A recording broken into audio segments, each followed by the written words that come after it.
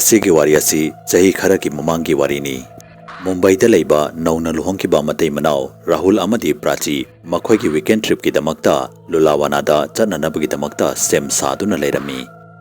Lulawana Hill Station Maharashtra ki khwaidagi fajaba tourist destination singi manungta amani.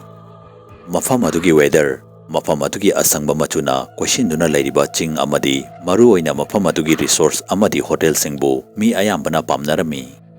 Adubu hill station asi masaki mahoksagi fajabana masak khangnabata natana hill station asi da thokiba bhut pret ki thokdok kaya amanasu mafam asibu masak tai. Hill station asigi khwaidagi maming satlaba Hotel Rajkiran hariba hotel asida bhut pret leibagi amadi hotel asida thokiba thokdok kaya amagi wari mayamna tabiramlagani. Ngasigi Wari asisu Hotel Aduda thokiba thoudokbamagi warini.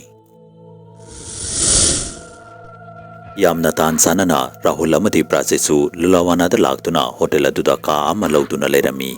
Makhoini trip adugi maramda khallaga yamna excitement oirami. Maramdi makhoini lulawanada ahanba oina koiba laklami. Matam madu monsoon ki season oibana Hotel Aduda ka amata hanglamde. Adubu Hotel Adugi ground floor da ka amati hanglami. Ahanbadadi Hotel Adugi manager aduna ka adu makhoina lauge haibada yaramde. Adubu Rahul amadi prachina haimanbadagi hotel manager aduna ka adugi show adu makhoida pirami. Rahul amadi prachina ahanbada hotel adugi manager aduna makhoida ka adu karigi piraktribano haiba adugi maramda karimata khalamde amadi hanglamde. Ayuk nungthingi matamdadi ka aduda karimata tauramde amadi makhoina makhoigi trip adu full enjoy taurami. Adubu sandhya hekta silakpaga mafam adu mawong ama tauba horaklami. Madu pumnamak adu uraba matungda prachina Rahul da Rahul mafam asi mawong ama tawe haiduna hairaklami. Maduda Rahul na karino mawong ama tawe haidi mafam asi yamna chiaga nungaitro haiduna hairaklami. Matang aduda Rahul ki mobile aduda call ama laklami. Ka adugi manungda network fajana fangdabana maram oibana Rahul ka adugi mapanda thoklami. Rahul na ka adudagi mapanda thokraba matungda prachi ka aduda mathanta ngairami amadi prachi ki matmoy aduda khara kitupki rum tauba ma fawraklami. Matang aduda prachina ka adugi bathroom gi manungdagi makhol ama tarami. Makhol adu kanaguma mana bathroom adugi manungda chattuna leibagi makhol oirami. Madu pumnamak adu urubada prachi khara kitupki rum taurami. Adubu mahakna bathroom adugi manakta laktuna bathroom adugi thong adu hangdoki haiduna hek taubada mahakna bathroom adugi manungda kanagumama chattuna leibagi takhiba khonjel adu khangleb leblami. Prachina bathroom adugi thong adu hangdoktuna bathroom adugi manungda yengge haiduna taurami. Adubu bathroom adugi thong adu kanagumamana manungdagi lonsinbagum taurami. Madu pumnamak adu urubada prachi pungangaklami amadi chap leptuna bathroom aduda yengduna lerami. Matang aduda Rahul ka adugi manungda changlaklami. Prachina chap leptuna lerambadu ubada Rahul na prachi nang bathroom adugi manakta statue adu maina leptuna lediduna karigino haiduna hanglaklami. Maduda prachina yamna kina Rahul mafam asi kainoma tawe ai yamna kicheye.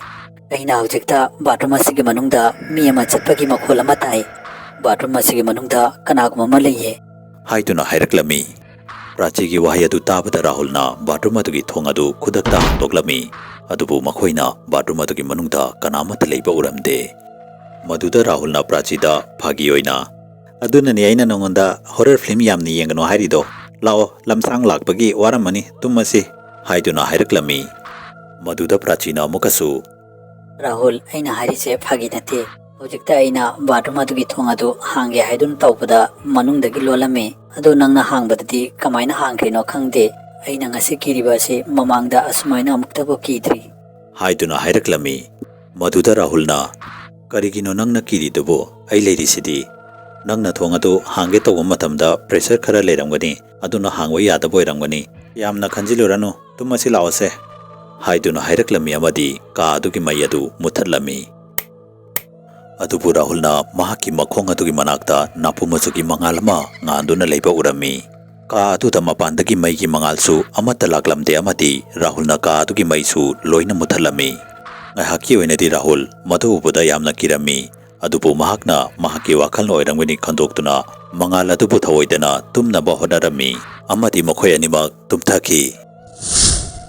Adubu ngaihak leiraba matungda makhoi animak khangau hogalami maramdi makhoina subliba phaijabadu kanaguma mana jinglakpakum tawrami. Mase pumnamak asi fataba mangdi nalamde mase pumnamak asi makhoigi mamin mamangmaktada thokpa thodok ngakta oirami. Matam adu ayuki pung 3 tarami. Ahansingna hainaba lei madudi matam asi but amadi pret singi mapangal singsu amuka hena kangkhatli. Makhoi ani aduki matik da kirami haibada makhoi ani wa amata nganglamde amadi phabung aduda tumina famduna leirami. Makhoi ani ki baithong aduda humang anapi karami amadi maraipak adudagi humangsu tapna tapna chentaraklami. Asitasu natana makhoi ani na ka aduda khonjel kaya amasu taba horaklami. Khonjel adu mi ani ahumuk phaminaduna wari sanabagi khonjel oirami. Amamba ka aduda prachina mahaki manakta phabung aduda mi ama phamduna leibagum tawrami. Adubu prachina kimankiduna leithoktuna yengba phau yenglamde. Prachina khanglei leithoktuna yenglobada tasengna mahaki manakta phe angauba sitpi nupi ama mamai adu nonthaduna phabung aduda phamduna leiramba uki. Madu pumnamak adu ubada prachi thajaba ngamlamde amadi thamoi adu kanna kanna chongba horaklami. Prachina kina nupi aduda Kanano aduda phamlido haiduna hanglaklami. Matang aduda Rahulna ka adugi mai adu thananaba honarami. Adubu maigi sweet sing adu amata yaramde. Madu pumnamak adu ubada makhoi ani amukasu hena kirami amadi ka adudagi mapanda thognanaba honarami. Adubu prachina phabung adudagi kumtharakpaga mahaki makhong adu kanaguma mana kanna pairakpagum tawrami. Amadi mahak mafam adudagi lengba phau ngamlamde. Prachina madu pumnamak adu ubada kimankiduna kanna kanna laurami. Prachina mahaki phone gi torch adu thanduna phabung adugi makhada amadi room adugi akoibada yenglami. Adubu mahakna kanamata uba phanglamde. Maduda prachina Rahulda Rahul mafam asidagi chalase mafam asida ai leiba ngamaroi haituna hairaklami. Adubu Rahuldi ka adugi thongda yengduna tumina leptuna leirami. Rahulna tumina leptuna leibada ubada prachina Rahulgi masa adu paiduna kanna niklami. Rahul Maduda Rahulna khamprek khangna Prachi thong asigi manakta mi ama aikhoida munna yengduna phamduna leire aina hairibasi asengbane haituna hairaklami. Ngasaidagi mahaki nupi prachi ki wa khudingmakta phagi tathoktuna noklamba Rahul kimankiduna masa adu punging inglami amadi makhudadu thong aduda thinduna hanjin wahi amakakta haiduna leirami. Thong manakta mi ama phamduna leire thong manakta mi ama phamduna leire. Prachi Rahul ki wahi adu tabada yamna kirami amadi tofam ama khanglamde. Maramdi ka adudagi mapanda thognanabagi lambi asi thong adu natana atai amata leiramde. Tapna thong mapanda leptuna leiramba phi angauba setpa mi adu makhoi anigi manakta changsilaklami. Madu ubada Rahul amadi Prachi kimankiduna mamit adu kanna usilami amadi kanna laurami. Matang aduda room adugi mai adu mathanta laglami amadi makhoi anisu mamit adu pangthoklami. Adubu makhoi anina ka aduda kanamata leiba uramde. Ka aduda mai adu lakpaga phi angauba setpa mi adu khangmang mangki. Madu ubada makhoi ani ka adudagi kanna chenthoraki amadi hotel adugi reception area aduda laklami.